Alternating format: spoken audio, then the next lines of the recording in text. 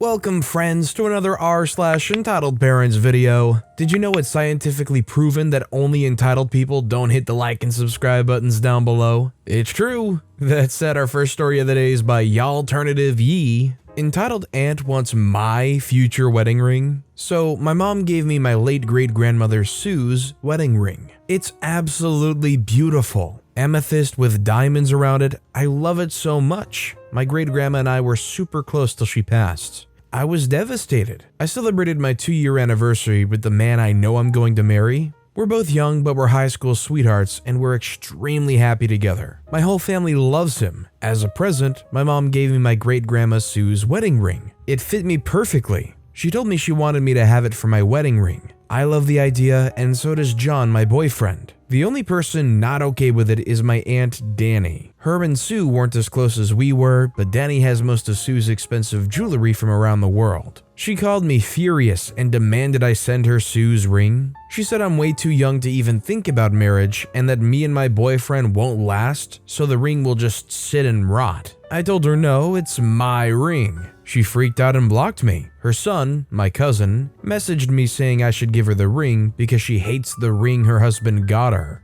I blocked them both. I honestly have no idea why she wants my ring so bad. She has most of Sue's jewelry. I only have her ring and antique board games we used to play together. Do you guys think this is jealousy from the aunt as far as wanting the wedding ring? A situation where maybe she wants what she can't have? Or do you think this is something deeper or something else altogether? Let me know what you guys think in the comments. Our next story is by Liska Mariella, The Handicapped Parking Spot. So I read a lot of entitled parents feeling entitled to a handicapped parking spot, but what happened yesterday to me is a little different. I'm a 22-year-old female, and yesterday I was asked by my aunt to drive my grandmother, 87, to the hospital for checkups. Normally I would take her wheelchair with me, but she protested and the doctor told her she should walk, so I only took her walking aid with me. At the hospital, there's an area to drop off sick patients who aren't able to walk to the next parking space. It's secured with a barrier where you get a ticket with a parking duration of a maximum half an hour to assure it's to drop off, not to park. I get a ticket and drove in, and figured I need to go to the second building where only handicapped parking spots are located. The normal parking spots are about 100 meters away, so I figured I park there, get my grandmother to the doctor's waiting area, and then park in the non-drop-off park spaces outside the hospital area.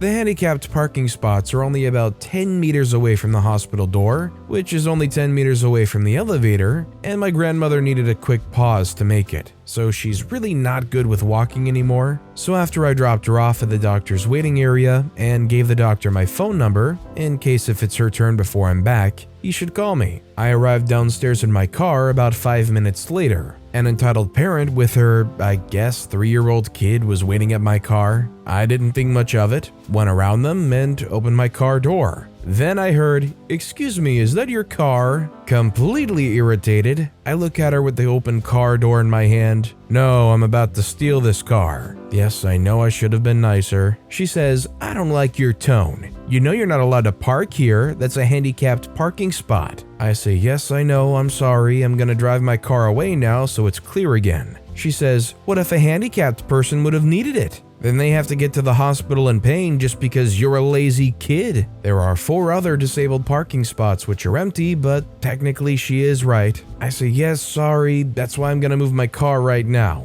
But I didn't use it because I'm lazy, but because my grandmother's really old and can't walk more than from here to the door." She says, "Yeah, I know I saw you help her inside, but that's besides the point. I called hospital security the second I saw you park here so they can get here in time and your car can be removed." She shouted that. I say, "But why? I would be gone by now if you didn't stop me." She says, "Yes, but you set a bad example for my little son, and he should learn that it's not correct to park here." I felt obligated to call the security so you can really feel how horrible you are. It's my duty as a mother. By the way, I would just drive off by now, but that amazing mother placed her son behind my car, so I couldn't drive away.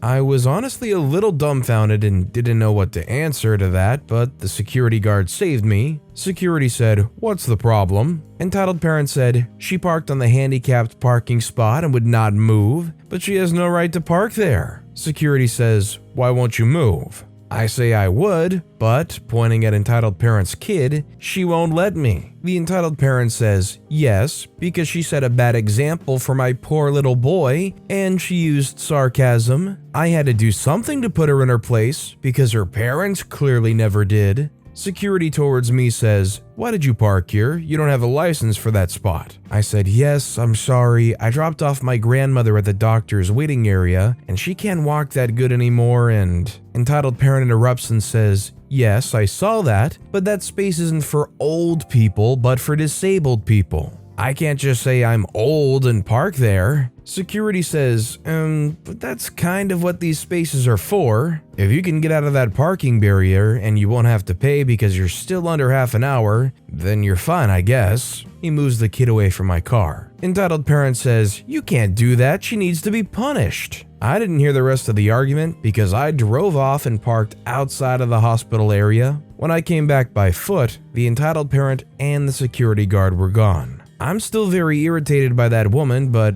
at least she didn't feel entitled to that spot, I guess. Usually, most of the time, if you're at a hospital, it's probably not for a good thing, unless of course you're working there. Honestly, my question is, why is this Karen at the hospital, out in the parking lot policing who parks where and does what? How does this Karen have so much time to kill in the parking lot of the hospital? Also, while I feel like it's fair to be skeptical when you see people get out of cars parked in handicapped spots, it's a very slippery slope to actually challenge that person. Unless, of course, you don't see the placard, you don't see any form of proof that they can park there. But I do think one of the most disgusting things people can do is if they notice they have that blue placard hanging in their car, still calling the people out for it even if they look like young or healthy. You literally have no idea what the circumstances are. And like OP kind of described, most of the time they feel entitled to that spot when they don't even have a placard themselves. This next story is by Leah Renee, entitled "Uncle Thinks Having Hair Up is a Privilege." So here's another story that happened while I was visiting my entitled aunt and uncle's house. Although this story is a lot shorter than the others. Long story short, if you haven't read any of my other stories that include my entitled aunt and uncle, I visited them about 2 years ago for about a month, and during that time, I witnessed and experienced more physical and mental/psychological abuse than I'd like to admit.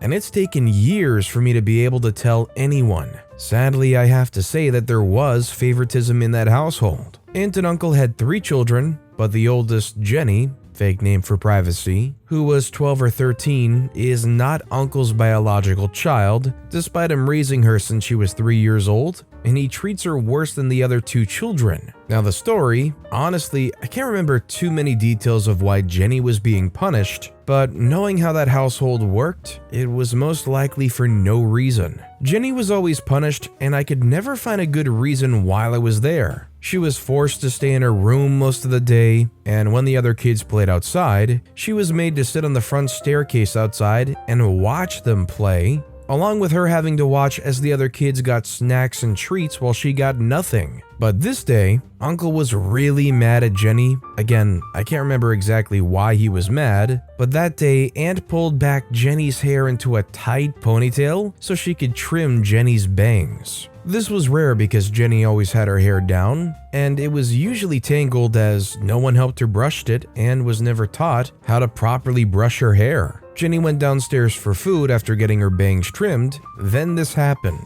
Uncle, yelling in Jenny's face, said, "Who the freak put your hair up?" Then he turned to me. I assume he thought I did. Neither of us had time to answer, but luckily Aunt responded, "I put her hair up to trim her bangs. They were in her eyes." Uncle says, "Well, she shouldn't get to have her hair up. She doesn't deserve to have her hair done all nicely." Then it ended in silence. Honestly, I never thought having your hair done should be a privilege. It should be something normal. I was afraid he was gonna pull her hair tie out of her head, but luckily he didn't. Plus, her hair was only in a tight ponytail. His mentality surprised me. I feel incredibly sorry for the kid. Honestly, if I was in OP situation after experiencing that, I feel like I'd probably struggle whether or not to actually report like CPS. Because what they're doing isn't strict parenting, Any kind of reasonable parent is not going to say, she doesn't deserve to have her hair up. Like, what? Sorry, you don't get hair up in a ponytail privileges?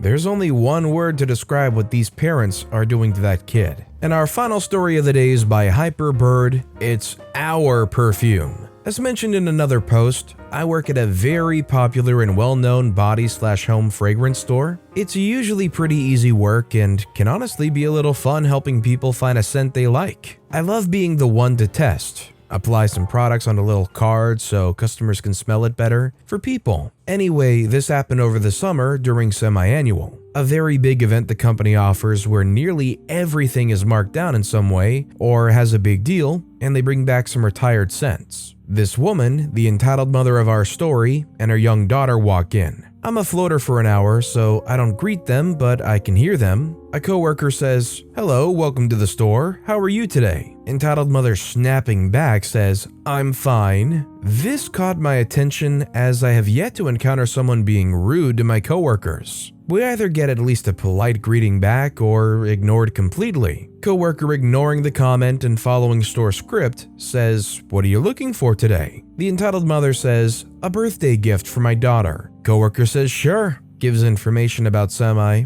"If you need any help, feel free to ask me or another employee in the red aprons, and we'll be happy to help." The entitled mother rolls her eyes and drags her kid further into the store and straight to the back wall, which is just hand soap. My coworker and I exchange looks because who gets their kid hand soap as a birthday present? Entitled mother says, "Excuse me, yes, excuse me?" I turn around and look at entitled mother. She's holding a foaming hand soap in one hand and a gel hand soap in the other. Her poor daughter's looking bored and a little sad next to her. I say, "How can I help?" Entitled mother asks, "What's the difference between these two?" "It's the same flavor." "Yes." She said flavor, which is something I remember balking at. I feel stupid saying this, but please don't eat hand soap. I hope it's just a word mix-up. I say, "This one," points to one of the soaps, "is a foaming hand soap. The other is a gel. If you want to test them, you can look for soaps with the little heart stickers." Entitled mother jumps in, No, that's okay. What do you recommend for a present?"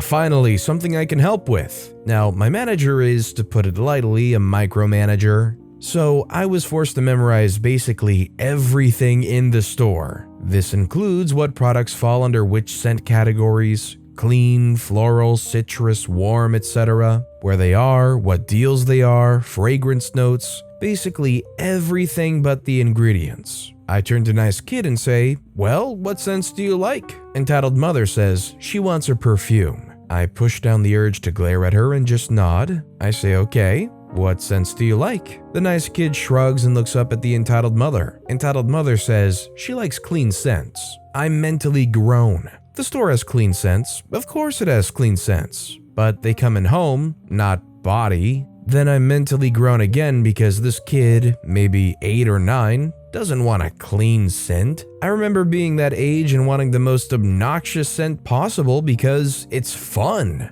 I know that this has nothing to do with her poor daughter. I say, "Of course, we don't have many options for clean scents in body care, but let me get you a few testers and see which one you guys like the best." I grab the only actual clean scent, along with a light floral and a faint spicy, and bring them back over. I hand them to the entitled mother one at a time and name the scent as I do so. The entitled mother says, No, none of these will work for my daughter. She wants better ones." The entitled mother didn't even give the tester cards to her daughter to smell them. I'm starting to get annoyed because this lady doesn't know what she wants, is ignoring her daughter, and is wasting everyone's time. I say, "I'm sorry, but these are the cleanest scents we have right now. Maybe I could try to find something else you like?" The entitled mother waves me off, so I take it as permission to do so. I hurry around, spray some product, and grab a fun tester lotion for the kid because I feel bad. When I get back, the entitled mother and nice kid are at the register, and the entitled mother has bought 6 perfumes and 5 wall plug-in scents that are not only not clean, but are probably the strongest scents we have. When she sees me, she comes back, she smiles sharply and shakes her head. She says, "You were taking too long." It had been maybe 2 minutes, so I just grabbed whatever looked good. I still had the tester lotion in my hands, so I put some on a card and handed it to the nice kid. I said, "Here, it's fun summer scent. Happy birthday." The nice kid, very quietly taking the card, said, "Thank you." The entitled mother rolls her eyes, grabs her bag, and basically drags her daughter out of the store, pausing only to turn her head to talk to me. She said, "Don't talk to my daughter again. You make her nervous." Okay, lady, sure. I'm the one who makes her nervous. I feel bad for this kid because their mom's not giving them a chance to be themselves. They can't speak to what they want or what they like because entitled mother's controlling it, and that also is probably making the kid scared of ever even giving their opinion. Good on OP for trying to interject and not let it completely ruin the experience for the kid, trying to give something nice to them even if it's a little awkward. But with that being said, that's all the time we have for today. So of all these stories I've read today, which is your favorite and why? Let me know in the comments down below. And if you haven't yet, if you could like and subscribe, that would mean a lot to me. Whatever you do, whether it's liking, subscribing, turning notifications on, all of it helps grow this channel, and I appreciate the heck out of it. So until next time, I'll see you all tomorrow with some more stories.